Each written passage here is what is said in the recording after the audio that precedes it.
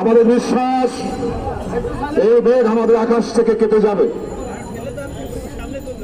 কারণ আমার রাসূল দেখতেছি, আমার নবীর সাহাবীদের দেখতেছি, আহলে বায়াতের দেখতেছি, যারা তাদের অনাগুনার প্রকাশ পেয়েছে বাংলার জমিনে। এবং ওই চিহ্নিত মহল আজকে অলিয়া উলিয়ার মাজার খেতে ধ্বংস করছেন। বিশেষ করে আমি নবী প্রেমিক, আহলে বায়াতের প্রেমিক তাদের উদাত্ত আহ্বান করব। বিশেষ করে বর্তমান সরকারের ব্যবস্থা দায়িত্ব যারা রয়েছেন, প্রধান উপদেষ্টা পারবে না।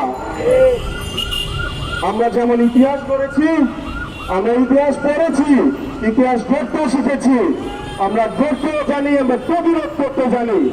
আমরা যদি একবার প্রতিরোধ করার ছাত্র জনতা যদি একবার প্রতিরোধ করার হইয়া হাতে মুঠে নিয়ে নেয়, আপনারা মনে রাখবেন, আপনারা বাংলার মাটিতে আর কোথাও ঠাঁই পাবেন না।